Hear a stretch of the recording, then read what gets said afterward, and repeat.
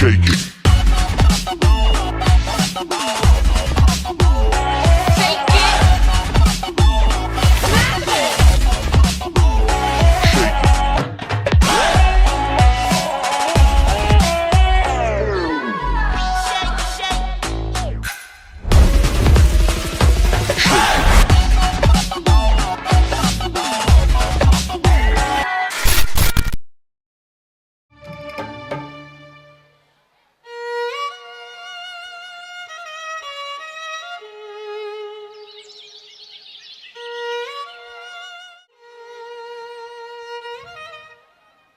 ಧನ್ಯವಾದಗಳು.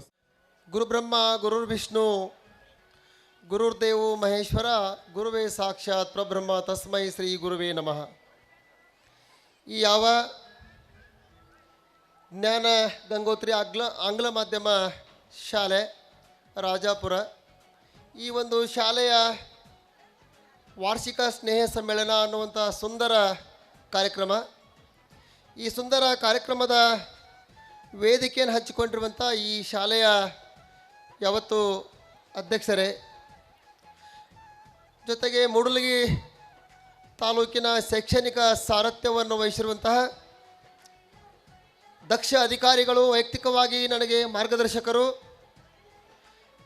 ಜೊತೆಗೆ ಶಿಕ್ಷಣದಲ್ಲಿ ಏನಾದರೂ ಹೊಸತನವನ್ನು ಮಾಡಬೇಕನ್ನುವಂಥ ಕನಸನ್ನು ಕಟ್ಟಿಕೊಂಡು ಇಂದು ವೇದಿಕೆ ಮೇಲೆ ಉಪಸ್ಥಿತಿರುವಂತಹ ಸನ್ಮಾನ್ಯ ಕ್ಷೇತ್ರ ಶಿಕ್ಷಣಾಧಿಕಾರಿಗಳು ಮೂಡಲಗಿ ಶ್ರೀ ಪಿ ಬಿ ಹಿರೇಮಠ ಸಾಹೇಬ್ರವರೇ, ಸುಂದರ ಸಮಾರಂಭದಲ್ಲಿ ಉಪಸ್ಥಿತಿರುವಂಥ ಯಾವತ್ತು ರಾಜಾಪುರ ಪ್ರೌಢಶಾಲೆಯ ಮುಖ್ಯ ಶಿಕ್ಷಕರಾಗಿರುವಂಥ ಕೊಕ್ಕಟ್ನವ್ರು ಸರ್ ಅವರೇ, ಅದೇ ರೀತಿಯಾಗಿ ನಮ್ಮ CRP ಬಂಧುಗಳು, ಭಾಳಷ್ಟು ಸಹೃದಯಿಗಳು, ಆತ್ಮೀಯರಾಗಿರುವಂಥ ಬೂದಿ ಸರ್ ಅವರೇ, ಜೊತೆಗೆ ವೇದಿಕೆ ಮೇಲೆ ಉಪಸ್ಥಿತ ಎಲ್ಲ ಹಿರಿಯರಿಗೆ ನಾನು ನಮಸ್ಕಾರ ಹೇಳ್ತಾ, ಎಲ್ಲ ತಾಯಂದಿರು, ಗುರು ಬಳಗ, ಈ ಶಾಲೆಯ ಮುಖ್ಯ ಶಿಕ್ಷಕರು ಎಲ್ಲರಿಗೂ, ಮುದ್ದು ಮಕ್ಕಳಿಗೆ ನಾನು ಸಾಯಂಕಾಲದ ನಮನಗಳನ್ನು ತಿಳಿಸ್ತಾ, ಬಹುಶಃ ಈ ಕಾರ್ಯಕ್ರಮವನ್ನು ನೋಡಿದ್ರೆ ನನಗೆ ಸತೀಶ್ ಅವಾರ್ಡ್ಸ್ ಥರ ಅನ್ನಿಸ್ತಾ ಇದೆ. ಎಷ್ಟು ಜನಸ್ತೋಮ ನಾನು ಸಾಹೇಬ್ರಿಗೆ ಅಂದೆ, ಸಾಹೇಬ್ರು ನೋಡ್ರಿ ಎಷ್ಟು ತಾಯಂದಿರು ಬಂದಿದ್ದಾರೆ, ಎಷ್ಟು ಪಾಲಕ ಬಂಧುಗಳು ಬಂದಿದ್ದಾರೆ, ಎಷ್ಟೊಂದು ಅಚ್ಚುಕಟ್ಟಾಗಿ ಕಾರ್ಯಕ್ರಮವನ್ನು ಮಾಡ್ತಾ ಇದ್ದಾರೆ ರಮೇಶ್ ಅವರು. ಕಾರ್ಯಕ್ರಮಕ್ಕೆ ನಮಗೆ ನಿನ್ನೆ ಆಹ್ವಾನ ಕೊಟ್ಟಿದ್ದರು, ನಿನ್ನೊಂದು ಸ್ವಲ್ಪ ನನ್ನ ಬೇರೆ ಕೆಲಸ ಇತ್ತು ಅಂದಾಗ ಇವತ್ತು ಬರಲೇಬೇಕು ಸರ್ ಅಂದಿದ್ರು. ಅದಕ್ಕೆ ಇವತ್ತು ಮಿಸ್ ಮಾಡಿದರೆ ನಾನೋ ಏನೋ ತಪ್ಪು ಮಾಡಿದ್ದೆ ಅಂತ ಅನ್ನಿಸ್ತಾ ಇತ್ತು. ಯಾಕಂದರೆ ಶಿಕ್ಷಣ ಸಂಸ್ಥೆಗಳು ಸಮಾಜಕ್ಕೆ ದಾರಿ ತೋರಿಸುವಂಥ ಕಣ್ಣಿದ್ದಂಗೆ. ನಾ ಇದನ್ನ ಯಾಕೆ ಹೇಳ್ತೇನೆ ಅಂತಂದ್ರೆ, ಭಾಳಷ್ಟು ಆಸ್ಪತ್ರೆಗಳು ಎಲ್ಲಿ ಬೆಳೀತಾವೆಯೋ ಅಲ್ಲಿ ಆರೋಗ್ಯ ಸರಿ ಇಲ್ಲ ಅಂತ ತಿಳ್ಕೊಳ್ಬೇಕು. ಎಲ್ಲಿ ಕ್ರೀಡಾಂಗಣಗಳು, ಮೈದಾನಗಳು ತಲೆ ಎತ್ತವಲ್ಲ ಅಲ್ಲಿ ಸ್ಪೋರ್ಟ್ಸ್ ಭಾಳ ಇಂಪ್ರೂವ್ಮೆಂಟ್ ಐತೆ ಅಂತ ತಿಳ್ಕೊಬೇಕು. ಆದರೆ ಎಲ್ಲಿ ಶಿಕ್ಷಣ ಸಂಸ್ಥೆಗಳು ಹೆಚ್ಚೆಚ್ಚು ಬೆಳೀತಾವಲ್ಲ ಅಲ್ಲಿ ಶಿಕ್ಷಣದ ಕ್ರಾಂತಿ ನಡೆದಿದೆ ಅಂತ ತಿಳ್ಕೊಬೇಕು. ಅದಕ್ಕೆ ಉದಾಹರಣೆ ಅಂದರೆ ಈ ಜ್ಞಾನ ಗಂಗೋತ್ರಿ ಶಾಲೆ ಅಂತ ಹೇಳಿಕ್ಕೆ ನನಗೆ ತುಂಬ ಹೆಮ್ಮೆ ಅನ್ನಿಸ್ತಾ ಇದೆ. ಬಹುಶಃ ಇಲ್ಲಿರುವಂಥ ಸಿಸ್ಟಮ್ ನೋಡಿದ್ರೆ ಭಾಳಷ್ಟು ಅಚ್ಚುಕಟ್ಟಾಗಿ ಒಂದು ಸಿಟಿಯಲ್ಲಿ ಬೆಳಗಾವಿ, ಹುಬ್ಬಳ್ಳಿ, ಬೆಂಗಳೂರಿನಲ್ಲಿ ಯಾವ ಥರ ನಾವು ಶಿಕ್ಷಣ ಸಂಸ್ಥೆಗಳನ್ನು ನೋಡ್ತೇವೆಯೋ ಅದೇ ರೀತಿ, ಅದೇ ಮಾದರಿಯ, ಅದೇ ಸುವ್ಯವಸ್ಥಿತವಾಗಿ ಇಲ್ಲಿ ಶಿಕ್ಷಣವನ್ನು ಕೊಡ್ತಕ್ಕಂಥ ಕೆಲಸವನ್ನು ಈ ನಮ್ಮ ಗುಂಡಾಪುಗೋಳ ಸಹೋದರರು ಅಣ್ಣವರ ಅಧ್ಯಕ್ಷರೆಲ್ಲ ಆದಿಯಾಗಿ ಮಾಡ್ತಾ ಇದ್ದಾರೆ. ಅವರು ಚಿರಂಜೀವಿ ರಮೇಶ್ ಅವರು ಬಹುಶಃ ನಮ್ಮ ಏನು ಮಾತಾಡಿದರು ಬೇರೆ ಏನೂ ಮಾತಾಡೋಂಗಿಲ್ಲ. ಶಾಲೆಯ ಸುಧಾರಣೆ, ಗುಣಾತ್ಮಕ ಶಿಕ್ಷಣ ಯಾವ ರೀತಿ ಮಾಡಬೇಕ್ರಿ ಸರ್ ಅಂತ ತಿಳ್ಕೊಂಡು ಸಲಹೆ ಕೇಳ್ತಾರೆ. ಯಾವಾಗ ಕೇಳುವ ಮನಸ್ಸು ಬರ್ತದೆಯೋ ಅಲ್ಲಿ ಜ್ಞಾನ ವೃದ್ಧಿ ಆಗ್ತದೆ ಅಂತ. ನಾವು ಯಾವಾಗ ನಮಗೆ ಗೊತ್ತೈತೆ ಅಂತೇವಲ್ಲ ಅಂದು ನಾವು ಏನು ಮಾಡೇವ್ರಿ, ಜ್ಞಾನಕ್ಕೆ ನಾವೇ ನಮಗೆ ಕೊಂಡಿ ಹಾಕ್ಕೊಂಡಂಗೆ ಆಗ್ತದೆ. ಅದಕ್ಕೆ ರಮೇಶ್ ಅವರು ಯಾವಾಗ ಕೇಳಿದರು ಶಾಲೆಯ ಗುಣಾತ್ಮಕ ಕಲಿಕೆಯ ಬಗ್ಗೆ, ಗುಣಾತ್ಮಕ ಶಿಕ್ಷಣದ ಬಗ್ಗೆ, ಶೈಕ್ಷಣಿಕ ಸಂಸ್ಥೆಗಳ ಬಗ್ಗೆ ಡಿಸ್ಕಸ್ ಮಾಡಿದ್ವಿ ವಿನ ಬೇರೆ ಯಾವುದೂ ಡಿಸ್ಕಸ್ ನಾವು ನಿಮ್ಮ ಜೊತೆ ಮಾಡಲಿಲ್ಲ. ಅದಕ್ಕೆ ಪಾಲಕ ಬಂಧುಗಳೇ, ನಿಮ್ಗೊಂದು ನಾನೊಂದು ಮಾತು ಹೇಳಲಿಕ್ಕೆ ಬಯಸ್ತೇನೆ. ಎಲ್ಲ ಇದರಲ್ಲಿ ಏನಂತಂದ್ರೆ ಈ ವಿದ್ಯಾ ದಾನ ಮಾಡುವಂಥದ್ದು ಭಾಳ ದೊಡ್ಡ ಕೆಲಸವನ್ನು ಗುಂಡಾಪುಗಳ ಇದು ಫ್ಯಾಮಿಲಿ ಮಾಡ್ತಾ ಇದೆ ಅಂತ ಹೇಳಲಿಕ್ಕೆ ಬಯಸ್ತೇನೆ. ನಾವು ಗೋದಾನ ಮಾಡ್ಬೋದು, ಹಣವನ್ನು ದಾನ ಕೊಡ್ಬೋದು, ನಾವು ಬಂಗಾರ ದಾನ ಮಾಡ್ಬೋದು, ವಸ್ತ್ರದಾನ, ಹಲವಾರು ದಾನಗಳು ಬರ್ತವೆ. ಅದರಲ್ಲಿ ಭಾಳ ಶ್ರೇಷ್ಠವಾದಂಥ ದಾನ ಅಂದರೆ ವಿದ್ಯಾದಾನ ಅಂತ ಹೇಳಿಕ್ಕೆ ಬಯಸ್ತೇನೆ. ಅಂಥ ಕೆಲಸವನ್ನು ಈ ಸಂಸ್ಥೆ ಮಾಡ್ತಾ ಇದೆ. ನಿಜವಾಗಿಯೂ ಒಂದು ಖುಷಿ ವಿಚಾರ ಏನಂತಂದ್ರೆ, ಗ್ರಾಮೀಣ ಪ್ರತಿಭೆಗಳು ಇಂದು ಹೊರಗೆ ಬರಬೇಕಾಗಿತ್ತು. ನಿಜವಾಗಿಯೂ ಹಳ್ಳಿಯಲ್ಲಿರುವಂಥ ಪ್ರತಿಭೆಗೆ ಅವಕಾಶ ಸಿಕ್ಕರೆ, ಹಳ್ಳಿಯಲ್ಲಿರುವಂಥ ಬಡ ಪ್ರತಿಭೆಗೆ ಒಂದು ಸಲ ಅವಕಾಶ ಸಿಕ್ತಂತಂದ್ರೆ ಅದು ಹೆಮ್ಮರವಾಗಿ ಬೆಳೆದು ನಾಡಿನ ಕೀರ್ತಿಯನ್ನು ತರಲಿಕ್ಕೆ ಅದು ಪ್ರಯತ್ನ ಮಾಡ್ತದೆ ಅಂತ ಹೇಳ್ಬೋದು. 1,000 ಮಕ್ಕಳಲ್ಲಿ ಓದ್ತಾವ ಅಂತ ಹೇಳಿದರು. ಒಟ್ಟು ಕನ್ನಡ ಮಾಧ್ಯಮ ಮತ್ತು ಆಂಗ್ಲ ಮಾಧ್ಯಮ ಸೇರಿದರೆ ಸಾಹೇಬ್ರೆ 1,000 ಮಕ್ಕಳು ಓದ್ತಾವಂದ್ರೆ ಭಾಳ ದೊಡ್ಡ ಪ್ರಯತ್ನ ಆಗಿದೆ ಅಂತ ನಾನು ಹೇಳಿಕ್ಕೆ ಬಯಸ್ತೀನಿ. ಅಂದ್ರೆ ನಿಜವಾಗಿಯೂ ಪಾಲಕ ಮಿತ್ರರೇ, ನಾನು ಒಂದು ಇದನ್ನು ಹೇಳ್ಕೊಂಡಿದ್ದು ಮತ್ತು ನಾನು ಬೇರೆ ಮಾತಾಡಿದೆ. ಏನಂತಂದ್ರೆ, ಸ್ವಾತಿ ಮಳೆ ಹೆಸರು ಕೇಳಿದ್ರಿ, ಬಹುಶಃ ಹಿರಿಯರಿಗೆಲ್ಲ ಗೊತ್ತದ, ಮಕ್ಕಳಿಗೆ ಸ್ವಲ್ಪ ಹೇಳ್ಬೇಕು ಸರ್. ಇಂಥ ಸ್ವಾತಿ ಮಳೆ ಆಗುವಂಥ ಸಂದರ್ಭದಲ್ಲಿ ಆ ಸ್ವಾತಿ ಮಳೆಯ ಹನಿ ಎಲ್ಲಿ ಬೀಳ್ತದೆ ಅನ್ನೋದು ಭಾಳ ಇಂಪಾರ್ಟೆಂಟ್ ಐತೆ ನೋಡಿ. ಎಲ್ಲಿ ಬಿದ್ದರೆ ಅದು ಮುತ್ತ ಆಗ್ತದೆ ಅಂತ. ಅದು ಕಮ್ಮಾರನ ಕಾಸಿದ ಒಂದು ಕಬ್ಬಿಣದ ಮೇಲೆ ಬಿದ್ದರೆ ಸ್ವಾತಿ ಮಳೆಯ ಹನಿ ಆವಿಯಾಗಿ ಹೋಗ್ತದೆ. ಅದೇ ಅಲ್ಲೆಲ್ಲೋ ಬಿತ್ತಂದ್ರೆ ಅದು ಭೂಮಿಯಲ್ಲಿ ಹಿಂಗೆ ಹೋಗ್ತದೆ. ಆದರೆ ಅದು ಸಮುದ್ರದ ಚಿಪ್ಪಿನಲ್ಲಿ ಬಿತ್ತಂದ್ರೆ ಮುತ್ತಾಗ್ತದೆ.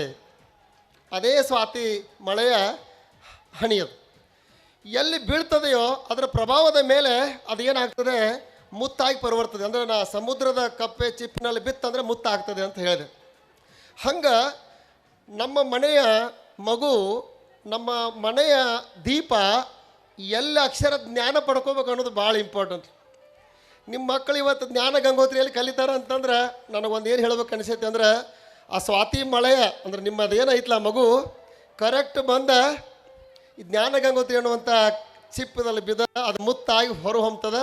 ನಾಳೆ ಒಂದು ದಿನ ಈ ಒಂದು ಮುಡುಲಿಗಿ ವಲಯದಲ್ಲಿ ಏನಂದ್ರೆ ಕ್ರಾಂತಿ ಮಾಡುವಂಥದ್ದು, ಅಕ್ಷರ ಜ್ಞಾನವನ್ನು ತಗೊಂಡ ಒಳ್ಳೆಯ ಮುತ್ತಿನಂಗೆ ಬೆಲೆ ಬಾಳುವ ವಸ್ತುವಾಗಿ ಹೊರಹೊಮ್ತದೆ ಅಂತ ಹೇಳಿಕ್ಕೆ ಬಯಸ್ತೇನೆ.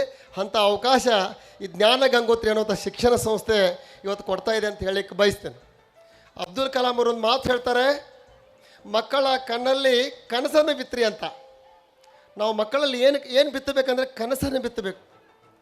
ಕನಸನ್ನು ಅಂದರೆ ನಿಜವಾಗಿಯೂ ಮಗು ಅಂದರೆ ಅದು ಹೆಂಗಿರ್ತದೆ, ನಾವು ಅದಕ್ಕೆ ಯಾವ ರೀತಿ ತರಬೇತಿ ಕೊಡ್ತೇವಲ್ಲ ಆ ರೀತಿಯಾದ ಮೌಲ್ಡ್ ಆಗಿ ಬೆಳೀತಾ ಹೋಗ್ತದೆ. ಅದಕ್ಕೆ ಹೇಳ್ತಾರೆ, ಬೆಳೆಯುವ ಸಿರಿ ಮೊಳಕೆಯಲ್ಲಿ ನೋಡುವಂತ. ಬೆಳೆಯುವ ಸಿರಿ ಮೊಳಕೆಯಲ್ಲಿ ನೋಡಿದ್ರೆ ಅರ್ಥ ಏನಂದರೆ, ಅದು ಚಿಕ್ಕವನಿದ್ದಾಗ ಮಗುವಿಗೆ ನೀವು ಯಾವ ರೀತಿ ಟ್ರೈನ್ ಅಪ್ ಮಾಡ್ತೀರಿ ಆ ರೀತಿ ಬೆಳೀತದೆ.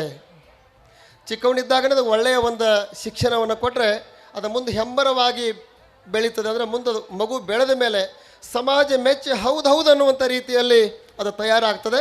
ಅದಕ್ಕಿಂತ ಶಿಕ್ಷಣ ಸಂಸ್ಥೆಗಳ ಪಾತ್ರ ಭಾಳ ದೊಡ್ಡದು ಅಂತ ಹೇಳಲಿಕ್ಕೆ ಬಯಸ್ತೇನೆ.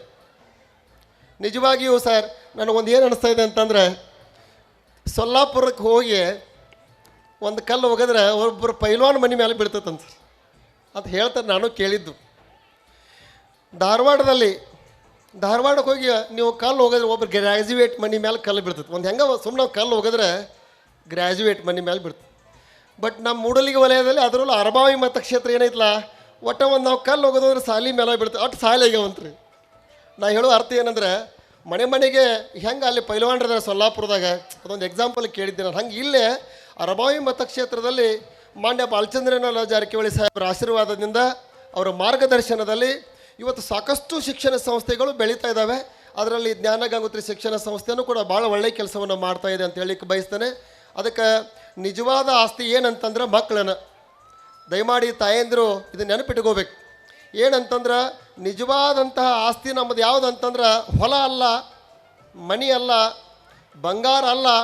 ಮತ್ತು ಹೆಂಗ್ರಿ ಅವೆಲ್ಲ ಬಿಟ್ಟುಬಿಟ್ರೆ ನಾವು ಏನು ಮಾಡೋಣ ಅಂತ ಅನಿಬೇಡ್ರಿ. ಅವನ್ನೆಲ್ಲ ಗಳಿಸ್ಬೋದು. ಆದರೆ ನಿಜವಾದ ಆಸ್ತಿ ಯಾವುದಂದ್ರೆ ನಮ್ಮ ಮಕ್ಕಳನ್ನು. ಯಾಕಂದರೆ ನೀವು ಏನೆಲ್ಲ ಆಸ್ತಿ ಮಾಡಿ ಇಟ್ಟರೂ ಕೂಡ, ಏನೆಲ್ಲ ಅವ್ರಿಗೆ ಗಳಿಸಿಟ್ರೂ ಕೂಡ ಮಗುವಿಗೆ ಒಳ್ಳೆಯ ಸಂಸ್ಕಾರ ಕೊಡಲಿಲ್ಲ ಅಂದರೆ, ಶಿಕ್ಷಣ ಕೊಡಲಿಲ್ಲ ಅಂದರೆ ಮುಂದೆ ಒಂದು ದಿನ ಕಂಪಲ್ಸರಿ 100% ಹಾಳು ಮಾಡ್ತು. ಯಾಕಂದರೆ ಆ ಮಗುವಿಗೆ ಸಂಸ್ಕಾರ ಶಿಕ್ಷಣ ಬೇಕಾಗಿತ್ತು, ಕೊಡಲಿಲ್ಲ ನಾವು. ಅದಕ್ಕೆ ಏನಂತಂದ್ರೆ ಅವ್ನಿಗೆ ಒಳ್ಳೆಯ ಶಿಕ್ಷಣ ಕೊಟ್ಟು ಬಿಟ್ರಿ ಅಂದ್ರೆ ಅದೇ ನಿಜವಾದ ಆಸ್ತಿ ಅಂತ. ಅದಕ್ಕೆ ಇವತ್ತು ನಾವು ಏನು ಮಾಡಬೇಕಾಗಿದೆ ತಾಯಂದ್ರೆ ಅಂತಂದ್ರೆ, ನಮ್ಮ ಮಕ್ಕಳನ್ನು ಒಳ್ಳೆಯ ಸಂಸ್ಥೆಗೆ ಅಡ್ಮಿಷನ್ ಮಾಡಿಸಿ ಒಳ್ಳೆಯ ಶಿಕ್ಷಣವನ್ನು ಕೊಡಿಸಿ ಅವರಿಗೆ ನಾಳೆ ಏನು ಮಾಡಬೇಕಂದ್ರೆ ನಮ್ಮ ಮನಗಳನ್ನು ಬೆಳಗುವಂತಹ ರಾಜಾಪುರ ಗ್ರಾಮದಲ್ಲಿ ಒಳ್ಳೆಯ ಹೆಸರನ್ನು ಮಾಡುವಂತಹ ಈ ಗ್ರಾಮದ ಮಗುವಾಗಿ ತಾಲೂಕಿನ ಹೆಸರನ್ನು ಮಾಡುವಂತಹ ಒಬ್ಬ ಉತ್ತಮ ಪ್ರಜೆಯಾಗಿ ಹೊರಹೊಮ್ಮಬೇಕಂತಂದ್ರೆ ನಮ್ಮ ಪಾಲಕರ ಪಾತ್ರ ಭಾಳ ದೊಡ್ಡದೈತಿ. ಯಾಕೆ ಇದನ್ನು ಹೇಳ್ತಾ ಇದ್ದೇನೆಂತಂದ್ರೆ ಈಗೇನ ಆಧುನಿಕ ಯುಗದಲ್ಲಿ ಬಹಳಷ್ಟು ನೋಡ್ತೀವಿ ನಾವು, ಮಲ್ಟಿಮೀಡಿಯಾದ ಪ್ರಭಾವ ಭಾಳ ದೊಡ್ಡದೈತಿ ಸರ್. ಹುಡುಗರು ಟಿ ವಿ ಮತ್ತು ಮೊಬೈಲ್ ನೋಡಿ ಇವತ್ತು ಭಾಳಷ್ಟು ದಾರಿ ತಪ್ತಾ ಇವೆ. ಅದಕ್ಕೆ ಮಕ್ಕಳಿಗೆ ಏನು ಬೇಕಂತಂದ್ರೆ ಇವತ್ತು ನೋಡ್ರಿ, ಸಣ್ಣ ಮಗು ಕೂಡ ಭಾಳ ಚಿಕ್ಕ ಮಗು ಇರ್ತದೆ, ಅಳ್ತಿರ್ತದೆ. ಮೊದಲೆಲ್ಲ ನಾವು ಚಿಕ್ಕವರಿದ್ದಾಗ ನಮಗೆ ಗೊಂಬಿ ಕೊಡ್ತಿದ್ರು, ಏನೋ ಆಟ ಸಾಮಾನು ಕೊಡ್ತಿದ್ರು, ಗಾಡಿ ಕೊಡ್ತಿದ್ರು, ನಾವು ಗಪ್ ಆಗ್ತಿದ್ವು. ಇವತ್ತು ಅದನ್ನೇನು ಕೊಟ್ಟರು ಗಪ್ ಆಗೋಲ್ಲ ಸಾಹೇಬ್ರು. ಅವಕ್ಕೆ ಏನು ಬೇಕಾಗೈತೆ ರೀ? ಮೊಬೈಲ್ ಬೇಕಾಗಿತ್ತು. ನೋಡಿರ್ಬೇಕಾರೆ ನೀವು ಮನ್ಯಾಗ ಆ ಹುಡುಗ ಮೊಬೈಲ್ ಕೊಟ್ರಿ ಗಪ್ ಆಗಿಬಿಡ್ತಾವೆ ನಾವು. ಅದ್ರಾಗ ಅಂತ ಅದು ಏನು ಜಾದೂ ಐತಿ ಗೊತ್ತಿಲ್ಲ. ಅದಕ್ಕೆ ನಿಜವಾಗಿಯೂ ಮೊಬೈಲ್ ಬೆನ್ನು ಹತ್ತಿದಂಥ ನಮ್ಮ ಯುವಕರು ಅದರಲ್ಲಿ ಬರ್ತಕ್ಕಂಥ ಅಶ್ಲೀಲ ಚಿತ್ರಗಳು, ಬೇರೆ ಬೇರೆ ಮಾಧ್ಯಮಗಳು, ಬೇರೆ ಬೇರೆ ಸುದ್ದಿ ಮಾಧ್ಯಮಗಳು ಏನು ನೋಡ್ತಾನವ. ಬಟ್ ಉಪಯೋಗಕ್ಕಿಂತ ಅದರ ದುರುಪಯೋಗ ಭಾಳ ಆಗ್ತಾಯಿದೆ. ಮೊನ್ನೆ ನನ್ನ ಗೆಳೆಯ ಒಂದು ಫೋನ್ ಹಚ್ಚಿದ್ದ, ಇಲ್ಲ ಸರ ನನಗೆ SBI ಒಬ್ಬರು ಫೋನ್ ಹಚ್ಚಿದ್ರು, ಅಂದರೆ ಕಳೆದ ವರ್ಷ ಆದಂಥ ಘಟನೆ ಇದು. ಇಲ್ಲ ಸರ್, ನಿಮ್ದು ಅಕೌಂಟ್ ಐತಿಲ್ಲ, ಸ್ವಲ್ಪ OTP ಹೇಳ್ರಿ, ಅದನ್ನು ಅಕೌಂಟ್ ಅಡ್ಜಸ್ಟ್ಮೆಂಟ್ ಮಾಡಾಕತ್ತೇವೆ ಅಂತ ಏನೋ ಹೇಳಿದಾಗ OTP ಹೇಳಿಬಿಟ್ಟ. ನಾವು OTP ಹೇಳಿದ ಮೇಲೆ ಜಸ್ಟ್ ಒಳಗೆ ಹೋಗಿ ಜಳಕ ಮಾಡಿ ಬಂದ, ಇನ್ನು ಪೂಜಾ ಮಾಡ್ಬೇಕನ್ನೋದಕ್ಕೆ ಒಂದು ಮೊಬೈಲ್ ರಿಂಗ್ ಆಗಿತ್ತು, ಫೋನ್ ಬಂದೈತಿ. ಅವಾಗ ಅದು ರಿಂಗ್ ಅಂದ್ರೆ ಕಾಲ್ ರಿಸೀವ್ ಮಾಡೋಕ್ಕೆ ಹೋದಾಗ ಒಂದು ಮೆಸೇಜು ಬಂದೈತಿ. ಏನಂದ್ರೆ 2,50,000 ರೂಪಾಯಿ ಕಟ್ ಆಗ್ಯಾವ ನಿಮ್ಮ ಅಂತೇಳಿ.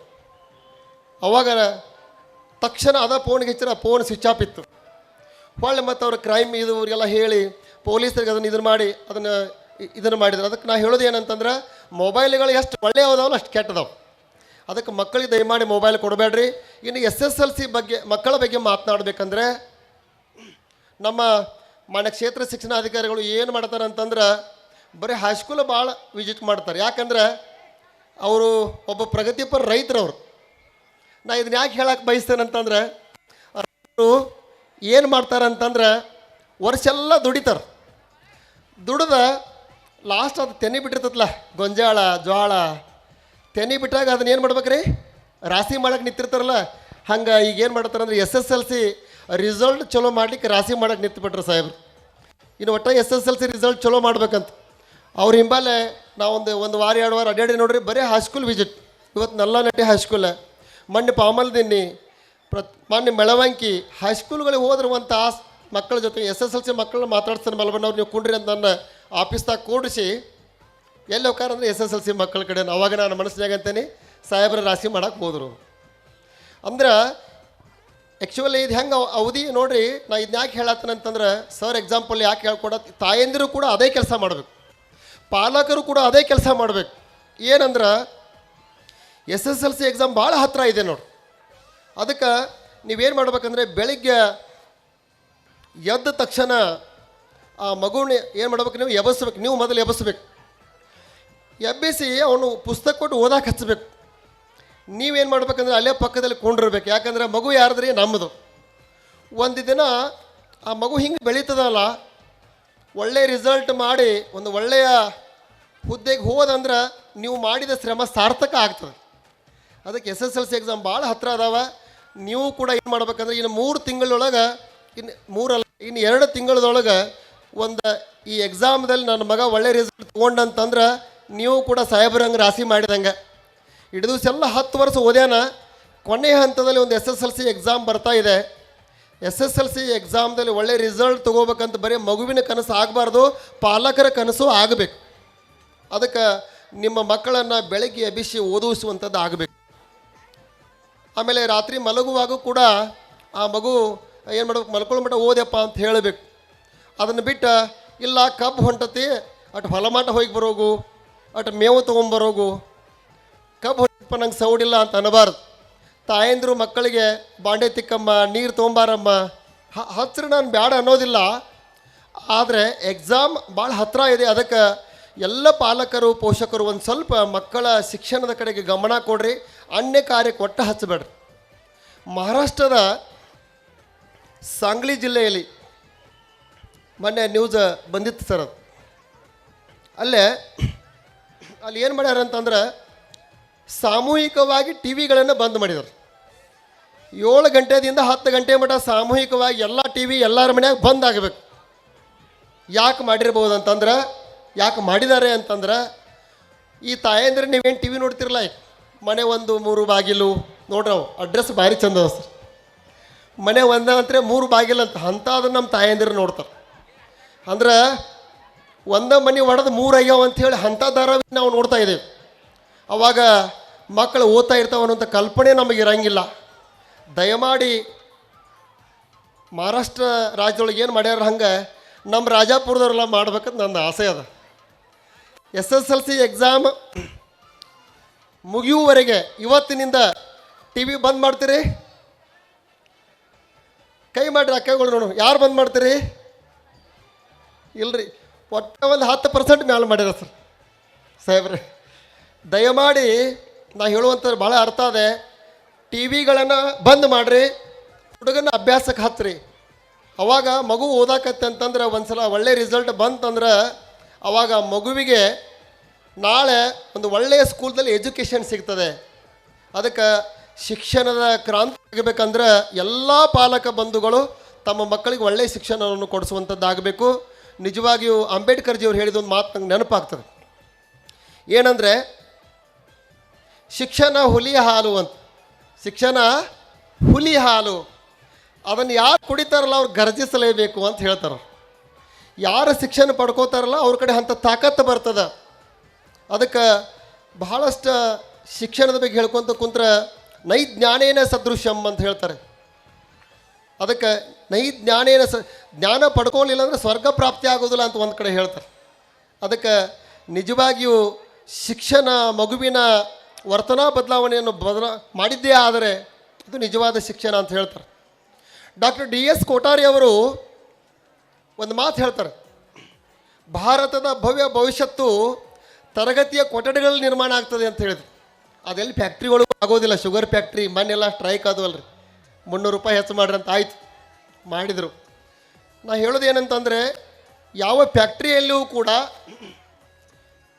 ಭಾರತದ ಭವಿಷ್ಯ ನಿರ್ಮಾಣ ಆಗೋದಿಲ್ಲ, ಯಾವ ಮಾರ್ಕೆಟ್ದಲ್ಲೂ ಆಗೋದಿಲ್ಲ, ಅದು ಎಲ್ಲಿಯೂ ಆಗೋದಿಲ್ಲ, ಹೊಲದಲ್ಲಿಯೂ ಆಗೋದಿಲ್ಲ. ಅದು ಎಲ್ಲಿ ಆಗ್ತದೆ ಅಂತಂದರೆ ತರಗತಿಯ 4 ಕೋಣೆಗಳ ಮಧ್ಯೆ ನಮ್ಮ ಭಾರತದ ಮಗು ಇರ್ತದೆ. ಭಾರತದ ಭವ್ಯ ಭವಿಷ್ಯತ್ತು ತರಗತಿಯ ಕೊಠಡಿಗಳಲ್ಲಿ ನಿರ್ಮಾಣ ಆಗ್ತದೆ ಅಂತ ಹೇಳಿದರು. ಅದಕ್ಕೆ ಈ ಜ್ಞಾನ ಗಂಗೋತ್ರಿ ಅನ್ನುವಂಥ ಶಾಲೆಯಲ್ಲಿ ಅಂಥ ಎಲ್ಲ ಮಕ್ಕಳು ಓದ್ತಾವಂತ ನಾನು ಹೇಳಲಿಕ್ಕೆ ಬಯಸ್ತೇನೆ.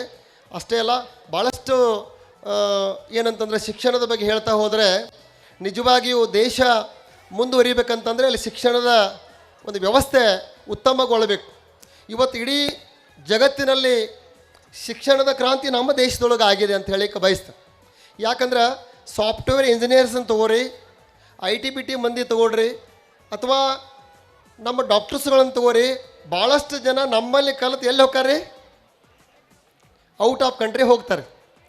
ಅಂದರೆ ಇಲ್ಲಿ ಕಲಿತಂಥ ನಮ್ಮ ಮ್ಯಾನ್ ಪವರ್, ಹ್ಯೂಮನ್ ರಿಸೋರ್ಸ್ ಎಲ್ಲಿ ಕೆಲಸ ಮಾಡತತ್ರಿ? ಬೇರೆ ದೇಶಗಳಲ್ಲಿ ಕೆಲಸ ಮಾಡ್ತಾಯಿದೆ.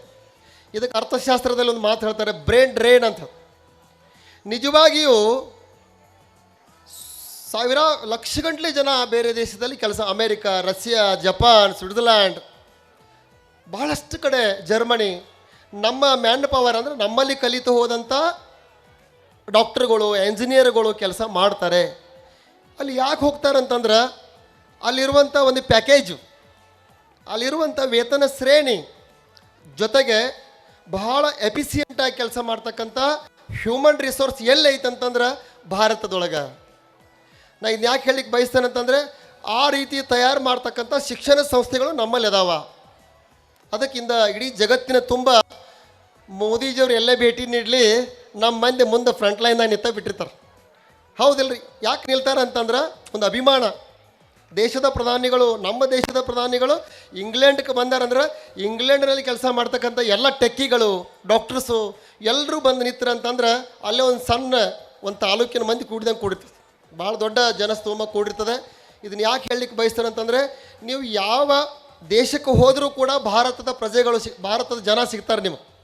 ಕಾರಣ ಏನಂತಂದರೆ ಒಂದು ಸಂಶೋಧನೆಯ ಪ್ರಕಾರ ಭಾಳ ಎಫಿಸಿಯೆಂಟ್ ಜನ ಯಾರಂದ್ರೆ ಭಾರತೀಯರು. ಭಾರತದಲ್ಲಿ ಕಲ್ತಕ್ಕಂಥ ಕಲಿತಿರುವಂತಹ ಪ್ರತಿಭೆಗಳಿಗೆ ಒಂದು ಒಳ್ಳೆಯ ಸ್ಥಾನ ಬೇರೆ ದೇಶದಲ್ಲಿ ಇದೆ ಅಂತ ನಾನು ಹೇಳಲಿಕ್ಕೆ ಹೊರಟಿದ್ದೇನೆ, ಮತ್ತೇನಿಲ್ಲ. ಅದಕ್ಕೆ ಮುಂದೊಂದು ದಿನ ಭಾರತ ಜಗತ್ತಿನ ದೊಡ್ಡಣ್ಣ ಆಗುವಂಥದ್ರಲ್ಲಿ ಸಂಶಯ ಇಲ್ಲ. ಯಾಕೆ ಹೇಳ್ತೇನೆ ಅಂತಂದರೆ, ಒಂದು ದಿನ ಅಮೇರಿಕ ಹೆಂಗೆ ಜಗತ್ತಿಗೆ ದೊಡ್ಡಣ್ಣ ಅನಿಸಿತ್ಲ, ಹಂಗೆ ದೊಡ್ಡಣ್ಣ ಭಾರತ ಇಡೀ ಜಗತ್ತಿನ ದೊಡ್ಡಣ್ಣ ಆಗಬೇಕಂತಂದರೆ ಶಿಕ್ಷಣದ ಕ್ರಾಂತಿ ಆಗಬೇಕು. ಇಂಥ ಶಿಕ್ಷಣ ಸಂಸ್ಥೆಗಳು ಬೆಳಿಬೇಕು. ನಾವು ಏನು ಬೆಳೆಸ್ಬೇಕಂದ್ರೆ ಶಿಕ್ಷಣ ಸಂಸ್ಥೆಗಳನ್ನು ಬೆಳೆಸಬೇಕು, ಅವರಿಗೆ ಪ್ರೋತ್ಸಾಹ ಕೊಡಬೇಕು ಅನ್ನುವಂಥ ಮಾತನ್ನು ಈ ಸಂದರ್ಭದಲ್ಲಿ ಹೇಳ್ತಾ, ಮುಂದೊಂದು ದಿನ ಈ ಶಾಲೆಯಲ್ಲಿ ಕಲಿತು ಹೋಗಿರುವಂಥ ಮಕ್ಕಳು, ಈಗ ಕಲಿಯುತ್ತಿರುವಂಥ ಮಕ್ಕಳು ಒಳ್ಳೆಯ ಪ್ರತಿಭೆಗಳಾಗಿ ಸಮಾಜ ಮೆಚ್ಚಿ ಹೌದೌದು ಅನ್ನುವಂಥ ರೀತಿಯಲ್ಲಿ ತಯಾರಾಗಿ ಈ ಸಂಸ್ಥೆಯ ಹೆಸರನ್ನು ಉತ್ತುಂಗಕ್ಕೆ ಏರಿಸಲಿ ಅಂತ ತಿಳ್ಕೊಂಡು ಹಾರೈಸ್ತಾ ನನಗೆ ಈ ಕಾರ್ಯಕ್ರಮಕ್ಕೆ ಆಹ್ವಾನಿಸಿ ಸನ್ಮಾನ ಮಾಡಿದರು. ಆ್ಯಕ್ಚುಲಿ ಏನಂತಂದ್ರೆ ಅವರಿಗೆ ನಾನು ಸಾಹೇಬ್ ಎಲ್ಲರಿಗೂ ಮುಟ್ಟಿದಂಗೆ ಅಂತೇಳಿ ಬಿಡಲಿಲ್ಲ, ಅದಕ್ಕೆ ಕರೆಸಿದಿರಿ, ಸನ್ಮಾನ ಮಾಡಿದಿರಿ. ನಾನು ನಿಮಗೆ ಮತ್ತೊಮ್ಮೆ ಮಗದೊಮ್ಮೆ ಹಾರೈಸ್ತಾ ವಂದಿಸ್ತಾ ಮಾತುಗಳಿಗೆ ವಿರಾಮ ಕೊಡ್ತಾ ಇದ್ದೇನೆ. ಜೈ ಹಿಂದ್, ಜೈ ಕರ್ನಾಟಕ. ಶ್ರೀ ಮಲಬನ್ನವರ್ ಸರ್ ಅವರಿಗೆ ತುಂಬು ಹೃದಯದ ಧನ್ಯವಾದಗಳು.